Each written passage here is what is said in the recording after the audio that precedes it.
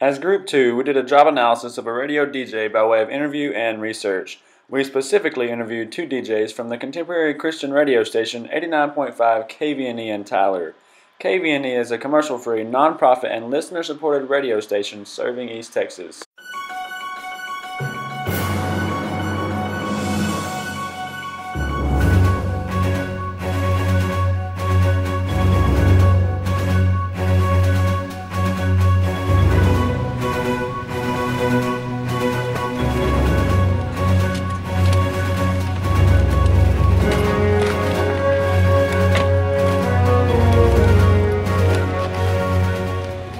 How are you today? Hey, good morning. It's a great day, isn't it?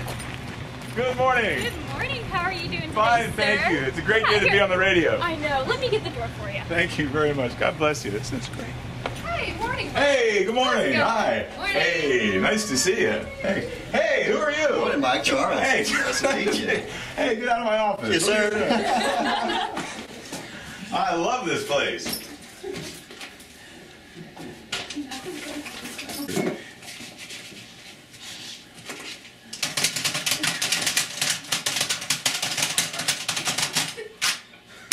Well, Mike, I know there's quite a bit of variation as far as scheduling and shifting goes as a DJ, but for yourself, what does that look like here at KVNE? Really? Is that what you want to know? It's early. It's really, really early. It's like illegal early. I'm here like at 3:30, maybe 4.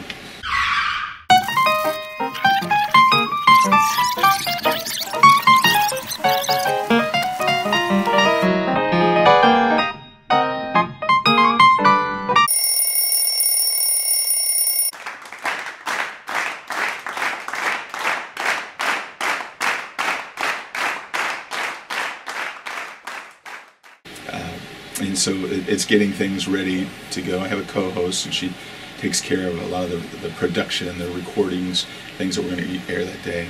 And so we're on the air from 5 until 10 in the morning. And then we have some meetings, and we might have some prep work for the next day, that kind of thing. But the cool thing is I'm out of here by 1 o'clock. So we really need to wrap this up. So, Mike, what characteristics would you say make a DJ great at their job? Well, personable, certainly, but the role has changed so much over the years. There's a lot of technical expertise that's required now, and that's where I tend to be challenged. But I got in early, and so they keep me. But a personal charm, and ability to communicate a thought well, to be able to take instruction, and to be able to work on the fly. I had trouble coming up with that phrase, but work on the fly.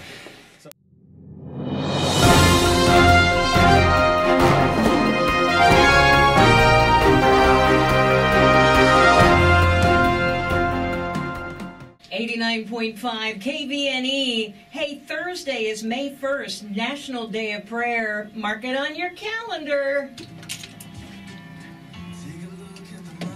Susan, when we spoke with Mike, we learned that the hours of a DJ can be pretty insanely early, but I understand that you have a later on-air shift. Would you mind telling us a little bit about your day? Well, first I have to feed the cat. We have a station cat, and she had babies, so I have to feed her when I first get here in the morning. I try to get here about 8:30, and then I try to leave by about 5:30. And then I spend a good bit of time in prep, meaning I'm looking at where my breaks are going to come in an hour, and what songs I'm going into, and what I need to cover and what I want to talk about. So I spend a lot of time with that. We also have meetings and that sort of thing here, because it's more than just the time you spend in the studio. And then, of course, when you're on the air, you're still prepping ahead to the next break. I spend a lot of time on the internet looking for stories and things that would catch her attention. Think about, for most people, we don't do it all the time, but for most people who are DJs, you're also looking at personal appearances, going out and being with your audience, because you're never going to know who they are if you stay in the studio and they stay out there. If you're not interacting with them, at some point or another, you're going to stop being effective. I think a lot of people think DJ, they think you're on your shift on the air and then you go home and do whatever. It's kind of like people who think teachers only work, a few hours a day and, they get off all summer. The truth is, it's not like that. It just looks like that. So, it's a tough job, you can tell. Susan, would you mind explaining, in your own opinion, what you believe makes a DJ great at what they do? Probably that the DJ has to learn that their show isn't about them. That what they have to continue to realize is their job is to serve their audience. Whatever their target is in their audience, that needs to be who they're planning their show for, who they're talking to. A good DJ is only talking to one person at a time, even if they're actually talking to 800,000 people. They're talking to one person at a time. So you want them to be the kind of person you'd want to live next to, the kind of person that you'd want to borrow a cup of sugar or, borrow their lawnmower. You want it to be somebody that you really want to spend time with. Because the truth is, nowadays with Pandora and Sirius and all the other options that you have, every smartphone, any device that you have electronically can bring you whatever music you want. So there has to be a reason why an audience comes to a radio station. And the truth is, they want a relationship with the person that's on the air. If you're just another form of a jukebox, you're not going to get anywhere. Mike, what kind of education do you recommend for someone who would like to become a DJ? I always tell people English. Learn the language. There are a lot of people who speak slang and don't realize it. And then communication courses and certainly marketing. You have to know how to market the station and present it and be visible in the public and things like that. But learning the language, English classes, communication classes.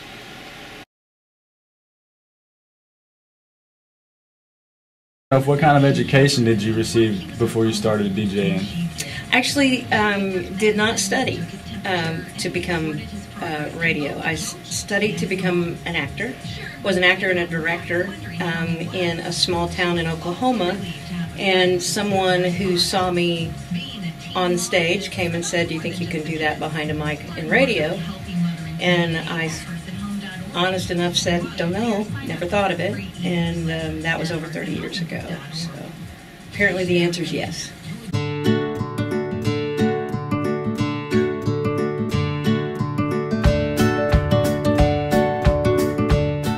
So Jarrett, could you explain to us how important it is for the radio DJs to get out into the community? Oh yeah, it's huge. If you hear something on the radio that KVNE is going to be at this event, they're like, oh, okay, great. But if you hear, hey, Mike and Carrie from KVNE are going to be at Lifeway Christian Bookstore, people want to go because they have that relationship with Mike and Carrie that is formed through the microphone.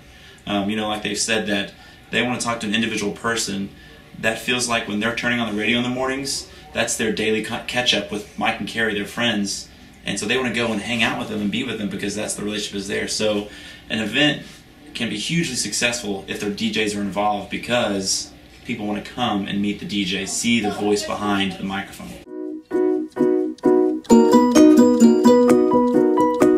Well, it's a wee doggy day. If you're not familiar with a wee doggy day, it's when you get up, the sun is shining, the temperature's warm, and you go, wee doggy, but this is a good day. That's a wee doggy day. We've got one today. Need to enjoy it. Today and tomorrow, looks like the high will be right about 66 at KVNE. I really think I suck. I don't know. Sorry, I'm having to keep an eye on the show. I don't know. That's an interesting question. I've never actually thought about that. I think part of it is that I can move from having a sense of humor and being funny to really understanding what touches the heart of my target audience. I think probably that. Oh, isn't that obvious? I think you have to be presentable, and I think you can come up with great words, but how they're presented, I think, is probably so.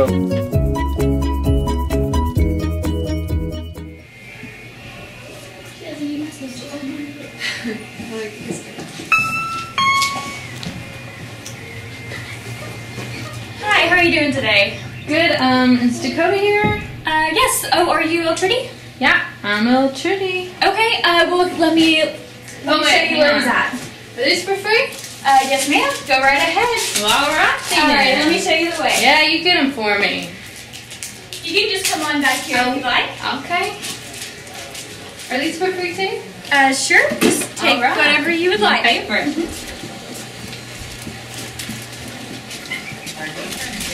What about these candy canes? Sure. Make sure you get the pretty colored one. Pink's my favorite. Alright, Dakota, I've got Eltrini here to see you. Trudy? Yeah, bro. Hi, I'm Dakota. Nice to meet you. You too. Come on in and have a seat for me. Oh, that's actually my chair. Here, you can have this one right here. Okay. I'm really happy to have you here. We're very excited about our new position here at the station, and one of the... Hang on 1 second. Yeah. I'm in an interview. Alright. Okay. So, El Trudy, like I was saying, today I really just wanted to emphasize some personality traits of some excellent DJs.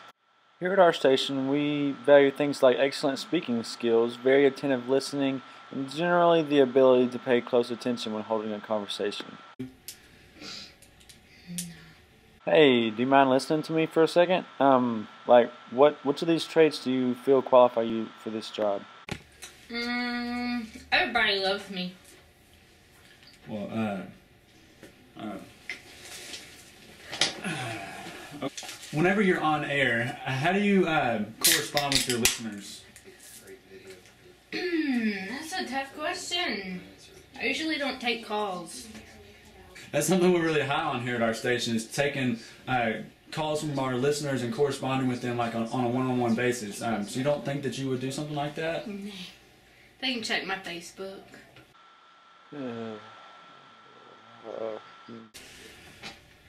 Well, okay, El Trudy, I think that's going to be it for today. I thank you for coming in. I'll have Katie here show you out. Much love, bro. Thank you, and I'll get back in contact with you soon. Yeah, just call me up.